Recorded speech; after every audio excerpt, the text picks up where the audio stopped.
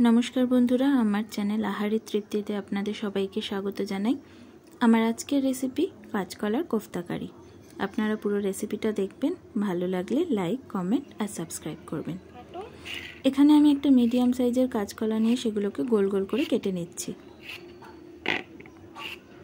आमी एखन खोसाटा छाड़ालाम ना, कारण सेদ্ধ हये गेले खूब सहजेई खोसाटा छाड़िये नेওয়া যাবে বলে আর ছাড়ালাম না। এবার এগুলোকে ভালো করে জলে ধুয়ে সেদ্ধ বসিয়ে দেব।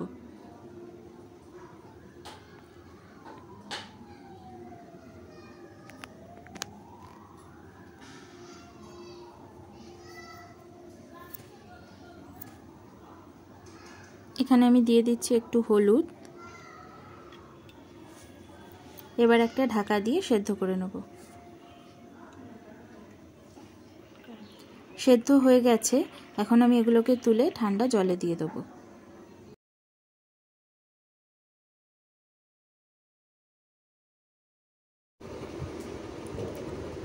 দেখুন খোসাগুলো কি সুন্দর সহজে ছাড়িয়ে যাচ্ছে, এই জন্য আমি তখন খোসাগুলো ছাড়িয়ে দিইনি।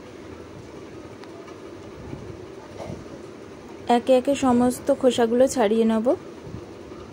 এরপর আমি একটা বাটিতে কাঁচকলাগুলো নিয়ে অ্যাড করে দেব কিছুটা পরিমাণ বেসন। এখানে আমি 3 চামচ বেসন অ্যাড করছি। যে যতটা পরিমাণ কাঁচকলা নেবেন বুঝে বেসনটা দেবেন।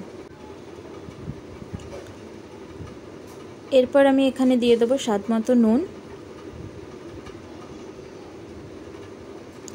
দিচ্ছি কিছুটা হলুদ গুঁড়ো আর লাল লঙ্কার গুঁড়ো।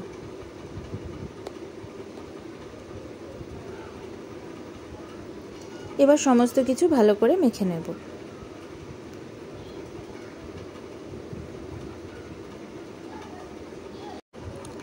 দেখুন আমার সব কিছু একসাথে মাখা হয়ে গেছে। এরপর আমি একটা কড়াই গরম করে নিচ্ছি। অ্যাড করে দিলাম কিছুটা সাদা তেল। তেলটা গরম হয়ে গেছে, এবার একে একে কোফতাগুলো দিয়ে দেবো।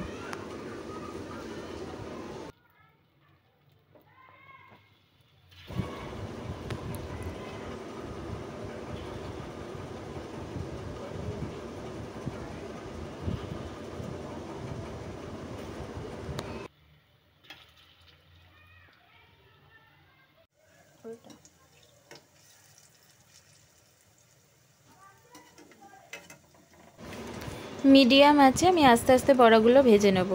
আঁচটা এই সময় বেশি দেবেন না, তাহলে ওপরটা কালো হয়ে যাবে কিন্তু ভেতরে কাঁচা থেকে যাবে। আস্তে আস্তে অল্প আঁচে ভেজে নিতে হবে।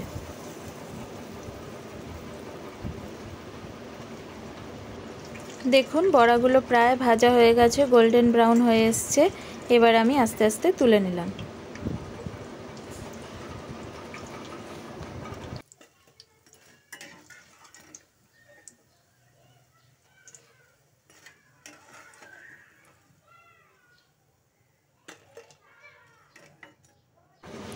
এবার আমি ওই একই তেলে অ্যাড করে দিচ্ছি ফোড়ন, দুটো ছোট এলাচ, তেজপাতা আর সাদা জিরে।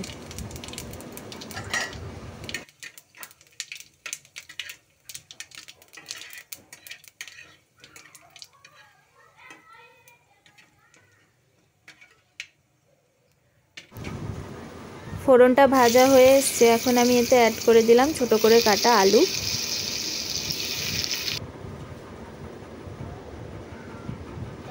আলুগুলো একটু ভেজে নেব। দিয়ে দিচ্ছি নুন আর দেব অল্প একটু হলুদ গুঁড়ো।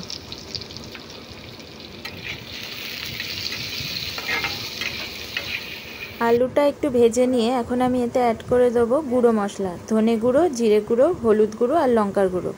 এটা আমি একটু জলে গুলে দিচ্ছি, কারণ ধনে গুঁড়ো আর জিরে গুঁড়োটার বদলে যদি আপনারা ধনে জিরেটা বেটে দেন তাহলে স্বাদটা অনেক ভালো হয়।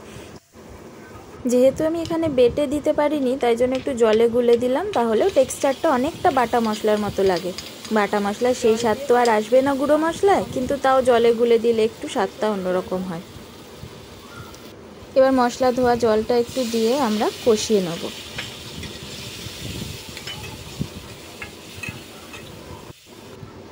এখানে দিচ্ছি দুটো চেরা কাঁচা লঙ্কা। আমরা বেশি ঝাল খাই না তাই অল্প দিলাম, আপনারা যে যেমন ঝাল খান সেরকম দেবেন। দিয়ে ভালো করে মশলাটা কষিয়ে নিতে হবে। এখন দেব স্বাদ মতো নুন।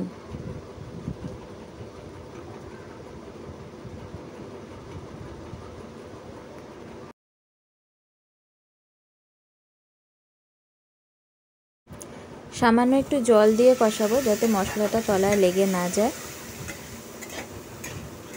যতক্ষণ না তেল ছাড়ছে মশলা থেকে ততক্ষণ কষিয়ে নিতে হবে।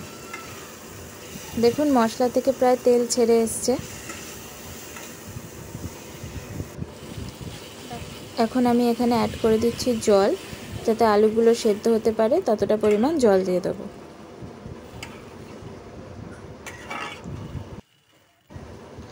ঢাকা দিয়ে আলুটা সেদ্ধ করে নিতে হবে। দেখুন ঢাকনা খুলে দিলাম, আলুগুলো প্রায় সেদ্ধ হয়ে এসছে, ঝোলটাও ভালো মতো ফুটে গেছে। এখন আমি বড়াগুলো অ্যাড করে দেবো।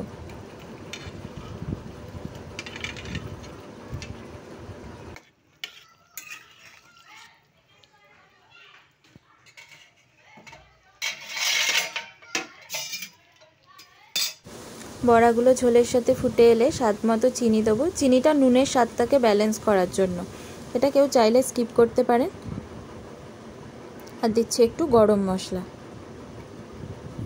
এখানে ঘিও অ্যাড করা যায়, কিন্তু সেদিন আমার ঘরে ঘিটা ছিল না বলে আমি দিতে পারিনি। ব্যাস আরও কিছুক্ষণ ফুটিয়ে নেওয়ার পরেই তৈরি হয়ে যাবে আমাদের টেস্টি টেস্টি কাঁচকলার কোফতা কারি।